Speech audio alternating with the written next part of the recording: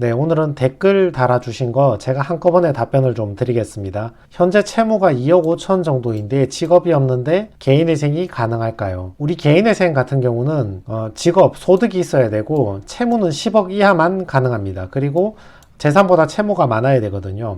2억 5천 정도면 10억 이하니까 괜찮고, 이분 재산이 뭐 특별히 많이 없으실 거니까 채무가 더 많을 거니까 이것도 괜찮고, 이분은 취업만 하시면 됩니다. 개인회생을 앞두신 분들은 어디 가서 좋은 데 취업하시려고 하실 필요 없고요. 아무데나 취업하려면 일자리는 많이 있잖아요. 월급 조금 주는 데 취업해서 개인회생 통과하시고 그 다음에 좋은 데로 이직하시든지 알아보시기 바랍니다. 개시 결정 때까지는 변제할 필요 없이 순수한 내 돈이 되는 것인가요? 맞습니다. 우리가 개시 결정 나면 이때부터 이제 변제를 하거든요. 이 개시 결정문에 가상계좌 번호를 적어준단 말이죠. 그러니까 이때까지는 납부가 없으니까 돈을 잘 모아놨다가 개시 결정이 3달치를 한꺼번에 내라는 경우가 있기 때문에 여기 90일째 납부하는 것보다 3달 늦게 나버리면 3달치를 한꺼번에 변제하는 경우가 있으니까 이때는 본인 돈 맞으니까 그 돈 아껴 두셨다가 나중에 어차피 내야 될 변제금에 모두 한꺼번에 투입하시기를 바랍니다. 곽상도 찾아가서 뇌물 받은 거 나누자고 해봐라. 1%만 받아도 빚 다 갚을 것 같은데 네, 그분이 나눠주실 것 같지 않습니다. 보정 권고가 2번 나왔는데 매년마다 소득을 법원에 제출하라고 나왔다. 제 대리인 사무실에서 청산가치 반영하라고 법원에서 보정 권고 나오고 보정을 제출했는데 조건부인가냐 물어보니까 조건부인가 아니라고 답변했는데 이걸 취소한 경우가 있냐. 자, 제가 볼 때는 조건부인가 맞는 것 같고요. 이제 그 소득을 계속 신고하란 말이잖아요. 통과할 때는 200만 원으로 통과했지만 해마다 300, 400 이렇게 월급이 올라가면 매년 올라가는 걸 신고해서 그만큼 변제금을 더 내라. 그런 말인 것 같습니다. 이걸 조건부 인가라고 부르거든요. 조건부 인가를 취소해 주는 경우가 있는가? 조건부 인가가 나왔을 때 내가 변제금을 올리겠다. 이런 식으로 보정서를 내서 조건부 인가 취소받고 변제금 더 내는 조건으로 통과하는 그런 경우도 있긴 합니다. 다만 반드시 법원에서 취소해 줄 의무 같은 건 존재하지 않고요. 제 경험상으로는 그냥 변제금 낮게 통과하시는 게 낫습니다. 조건부 인가가 달려있다 하더라도. 그리고 좀 유도리를 부려보시는 게, 요 유도리가 뭔지는 담당 변호사나 사무장한테 물어보면 알려줄 거니까 요걸 유도리를 부려서 부족한 소득을 좀 메꿔 넣는 게 더 나을 것 같습니다. 이렇게 간단한 것을 왜 망설이고 어려운 시기에 채무를 갚아나가는지 이해를 할 수 없네요. 왜 신청하지 않는지 도저히 납득이 되지 않습니다. 연봉 많은 공무원도 한다는데 요번 말씀이 이제 회생을 하는 이유하고 가장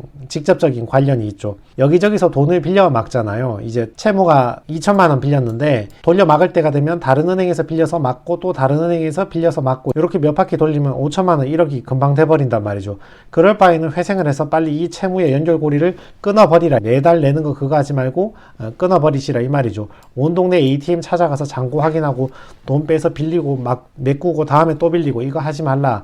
그런 말씀인 것 같은데 지당하신 말씀입니다. 실제 사례를 한 건 말씀드릴 건데 유흥비 카드 긁은 것도 전부 다 면책 결정 받았다. 현금 서비스 받았는데 출처도 묻지 않고 통과된 경우가 있고 부모와 거래한 것도 면책이 되었다. 자, 원칙적으로는 유흥비에 썼다거나 부모님이나 가족끼리 돈을 증여하고 줘버리면 그만큼 환수금 처분이 나옵니다. 그래서 면책 불허가가 나온다는 게 이론인데, 근데 이분 말씀도 맞는 게 실제로 재판을 진행해 보면 관제인이 채무자가 돈을 어디에 썼는지 일일이 전부 다 추적을 한다는 게 사실상 불가능해요. 계좌 내역을 제출은 하지만 눈에 탁 띄는 건 잡아내지만 어떤 경우에는 이거는 관제인이 잡아낼 만도 한데 근데 관제인이 전혀 못 잡아내는 경우도 있거든요. 그런 경우도 종종 일어납니다. 그런 경우를 말씀하신 것 같은데 유흥비로 썼다거나 가족끼리 돈을 이체를 꽤 많이 했는데도 관제인한테 별말 없이 통과하는 경우가 많이 있죠. 파산을 처음 알아보러 오셨을 때 유흥비나 가족 간 이체가 있을 때 저는 처음에 한 요 정도의 환수금은 각오하고 그 돈 주고 나머지 돈은 탕감받자 이런 식으로 파산을 신청하는데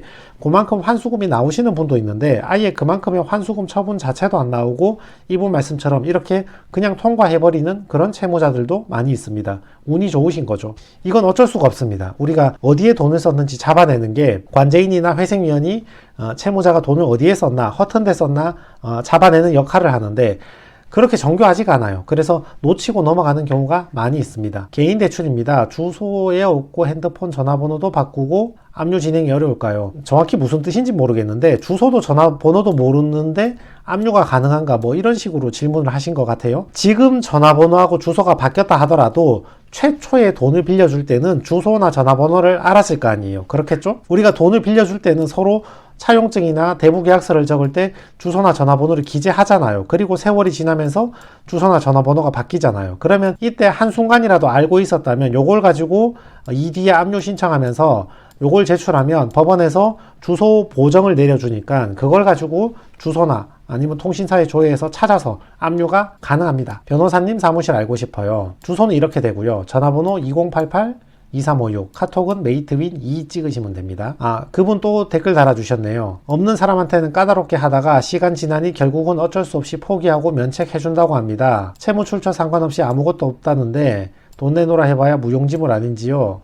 도박 없고 유흥비하고 물건 샀는데 면책받았다. 요거 맞는 말씀입니다. 좀 전에도 말씀드렸지만 원칙적으로는 유흥 같은 거나 아니면 허튼 물건 사고 이러면 이론상은 환수금 처분이 내려지는 게 맞거든요. 그리고 많은 채무자들에게 환수금 처분이 내려지는데 근데 실무상은 관제인께서 이걸 미처 일일이 다 발견하지 못하고 넘어가는 경우도 많아요.